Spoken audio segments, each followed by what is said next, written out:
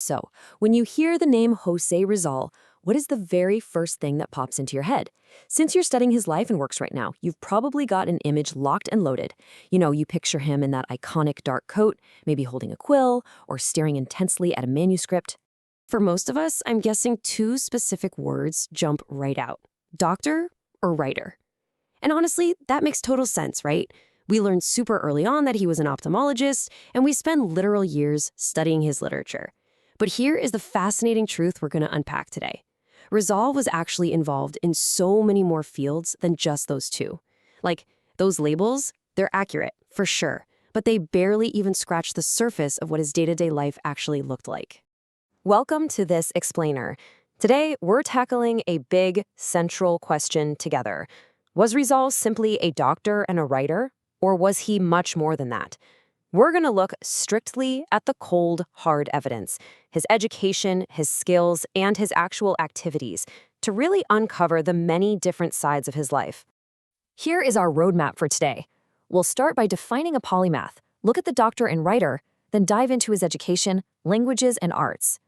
After that, we'll cover his science and scholarship, his community work and farming, and finally wrap up with the real value of continuous learning. All right, let's dive into Section 1, defining a polymath and stripping away the academic intimidation. So, what exactly does that word actually mean? Put simply, a polymath is a person who develops knowledge or skills in many different fields. Now, I want to clarify something super important here. Being a polymath doesn't mean you're absolutely flawless at everything you try. Sometimes people hear the word and immediately think of this unquestioned, perfect genius.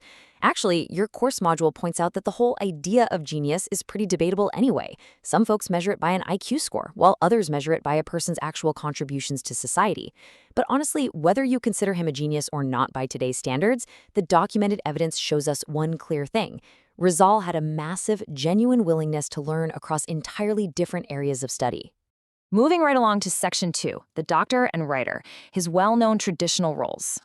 Before we jump into his other skills, we definitely have to acknowledge the foundation. Rizal studied medicine and specialized in ophthalmology. Medicine was a huge part of his life, but it absolutely did not define everything he did. Beyond medicine, as you know, he's famous as an incredibly prolific writer, forever remembered for his two major novels, Noli Me Tangere and El Filibusterismo, along with all his poetry and essays. Writing was the primary tool he used to communicate his biggest, most powerful ideas. But again, if we just stop the story right here, we are missing a massive part of who he actually was.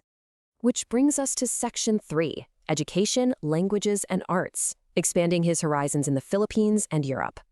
You see, Rizal was an incredibly dedicated scholar. He graduated with high honors back at Ateneo and consistently kept his grades up across various universities, both in the Philippines and abroad. But here's the kicker. He didn't just study what was required for his degree. He used his spare time to learn entirely new languages and just completely immerse himself in the arts. It brilliantly illustrates how versatile he was. On the artistic side, he practiced painting, sculpture, and poetry. And physically, he was into martial arts and fencing. And listen, these weren't just casual weekend hobbies for him. It's actually recorded that Rizal was considered one of the absolute best fencers among the Ilustrados during their time in Europe. It shows this intense, consistent discipline in pushing his own boundaries. Okay, let's head into Section 4, Science and Scholarship, the Dapitan exile years. While we always honor him as a doctor and a writer, a huge chunk of his scientific work actually took place during his exile in Dapitan from 1892 to 1896. During this time, he was conducting serious, hands-on scientific work. He was literally out there collecting various animal specimens and shipping them all the way to Europe to the Austrian scholar Ferdinand Blumentritt. And beyond biology, he spent a ton of time conducting ethnographic, linguistic, and geographical studies right there in Mindanao. We really don't need to make any unsupported or exaggerated claims about his scientific discoveries to be impressed here. The documented evidence of his daily, rigorous, scholarly activities in exile totally speaks for itself. Next up is Section 5, Community Work and Farming, applying knowledge to practical problems.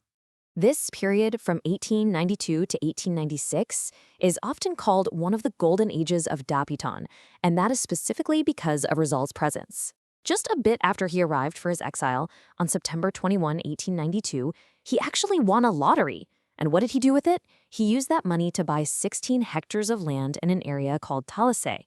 But he didn't just sit back and relax on the land. He put his farming skills to work and actively got involved in local business ventures, constantly looking for new ways to boost the local economy. So, the really crucial point to take away here is that his learning was never just theoretical. He applied it directly to solve real-world problems. For instance, he took his background in land surveying and used it to physically improve the local water system in Dapitan. He also kept his long-standing vow to educate Filipinos by building a school right there in town, where he taught young boys arithmetic, writing, geography, and history.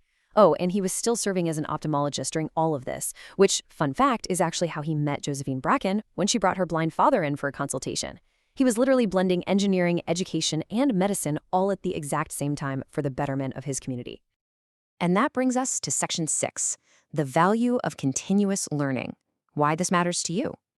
This right here is the absolute most important takeaway from our explainer today.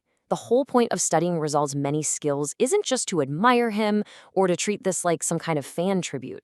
It's about recognizing the sheer power of not limiting yourself. Because his education and his interests crossed into so many different fields, he could look at a community problem like a lack of fresh water or a lack of education, and he could attack it from multiple angles. It proves that learning different skills fundamentally helps you understand and solve problems from entirely different perspectives. It's the ultimate example of a scholar using their diverse talents in service to their country. Which brings us all the way back to the very first question we asked. Was Rizal simply a doctor and a writer? Well, based on the clear evidence, from his time at Ateneo all the way to his exile in Dapitan, the labels doctor and writer are accurate, yes, but they are entirely incomplete. He was a surveyor, an educator, a farmer, a scientist, a fencer, and an artist. He was a polymath who just never stopped learning. And that leaves us with a pretty incredible final thought to consider. If a single individual, by applying diverse knowledge, could so drastically improve a community back in the 1890s, what could a generation of multi-skilled, adaptable thinkers achieve for our society today?